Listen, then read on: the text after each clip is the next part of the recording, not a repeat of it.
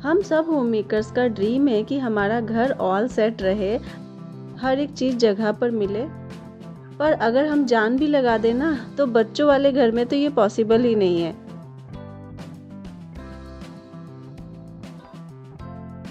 Hey everyone, welcome to my channel declutter part 2 में।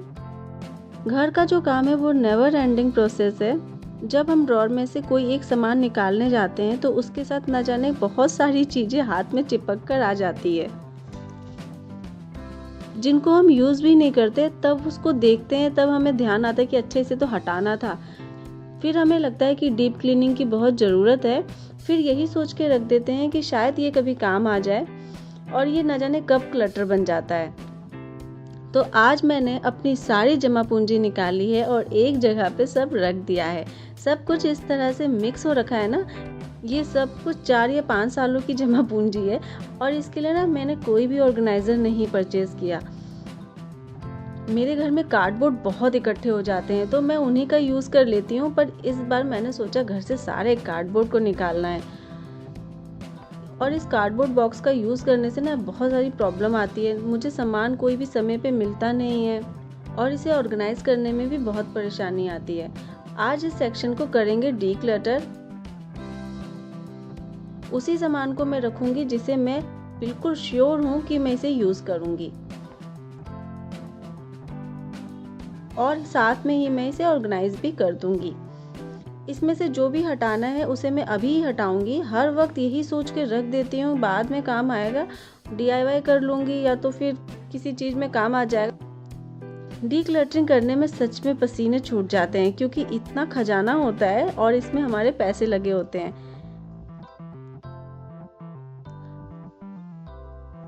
हमेशा उसको फेंकने से पहले सोचते हैं कि हाँ, इसको हम DIY कर लेंगे।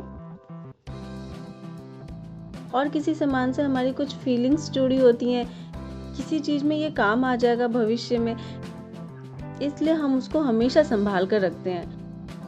अगर हमें घर में सफाई चाहिए और स्पेस चाहिए तो हमें पुरानी चीज़ों को तो हटाना पड़ेगा जिसका हम यूज़ बिल्कुल नहीं करते हैं। तब जाके हमारा घर क्लटर फ्री रहेगा।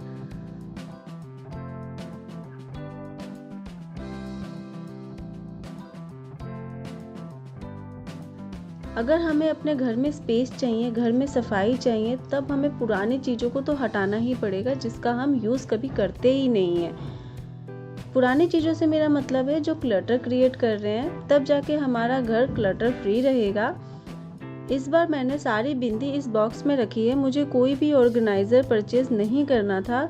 ये बॉक्स मेरे पास पहले से ही रखा हुआ था, इसका ही यूज़ मैंने कर लिया है। विजिबल है। रेगुलर बिंदियाँ मैंने इस ऊपर के सेक्शन में रखी हैं और बड़े साइज की बिंदी इस सेक्शन में। बिल्कुल ऐसे ही हर सामान की मैं कैटेगरी डिवाइड कर लूँगी।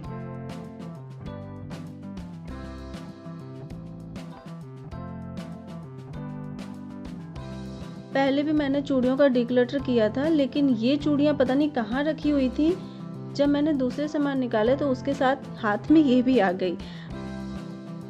कार्डबोर्ड में ना यही प्रॉब्लम है, इस तरह से सामान को रखा जाता है ना कि ये विजिबल ही नहीं रहता है, बिल्कुल भी पता नहीं चलता कौन से कोने में दबी हुई है, और जब जरूरत होती है तो बिल्कुल भी नहीं मिलती है। इस बार मैंने इसलिए चूड़ियों का एक बॉक्स बनाया है। पता है, मुझे याद भी रहेगा हमेशा कि ये चूड़ियों का बॉक्स है और इसी में मुझे सब कुछ मिलेगा। लास्ट वीडियो में मैंने आपसे बोला था कि चूड़ी का जब मैं बॉक्स बनाऊंगी आपको दिखाऊंगी जरूर।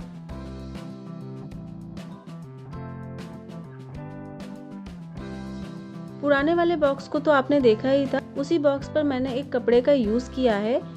इसको मैंने फेविकोल से पेस्ट किया है चारों तरफ से, और इनर साइड में पेपर स्टिक किया है।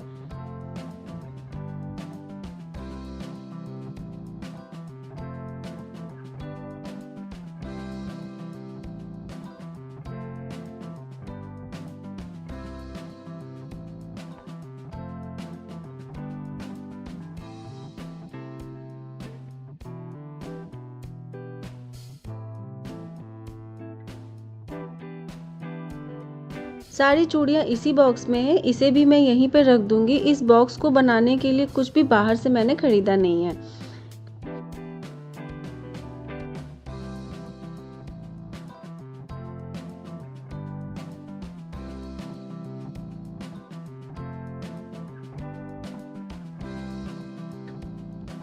एक सेक्शन और डीक्लटरिंग का है, ज्वेलरी।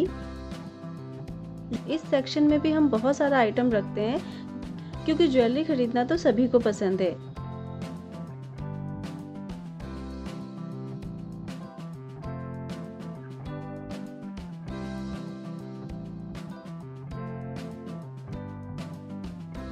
इस सेक्शन में भी बहुत सारा आइटम रखा हुआ था जो कि खराब हो चुका है और डैमेज भी। बस यही सोच कर रखा हुआ है कि पैसा लगा हुआ है इतना, इसे कैसे फेंक दूं, और जब भी टाइम मिलेगा तो इसे ठीक कर लूंगी। कुछ रिंग्स की मोती निकल गई है, फिर भी रखी हुई है मैंने। इन मोतियों को भी संभाल के रखा है कि इसे इस पे स्टिक कर देंगे।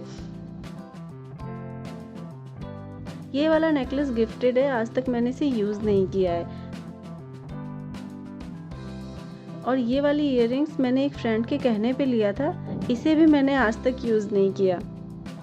सो फ्रेंड्स, इसलिए जब भी कोई भी सामान ले, सोच समझ के ले, अच्छे से आप कितनी बार इसे यूज करेंगी ये भी सोच ले। किसी के कहने में बिल्कुल भी ना जाए, किसी और का दिल रखने के चक्कर में अपना मन बिल्कुल भारी ना करें। समय के साथ साथ हमारा टेस्ट भी चेंज हो जाता है। अब ना मैं कोई भी गोल्ड इयररिंग्स वेयर कर लेती हूँ और मेरा काम चल जाता है।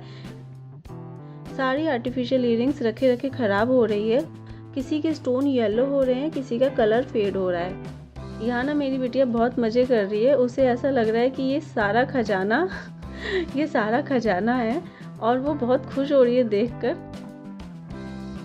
कुछ नेक पीस एवरग्रीन होते हैं, जैसे कि किसी भी सिल्क साड़ी पर यूज कर सकते हैं, जैसे ये टेम्पल ज्वेलरी।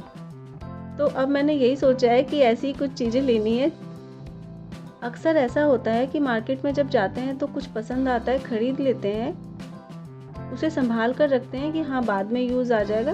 कभी कभी उसको उसी वक्त यूज कर लेते हैं, फिर उसका नंबर काफी सालों के बाद आता है और वो रखे रखे सामान खराब हो जाता है।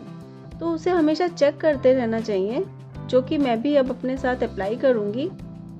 और हमेशा ये देखना चाहिए कि ये सामान कितनी बार हम यूज करने वाले हैं। अब मैंने इस सेक्शन का भी डिक्लटर कर दिया है और जिसे हटाना है उसे मैंने साइड कर दिया है, जिसे रखना है उसे विजिबल बॉक्स में रख दिया है।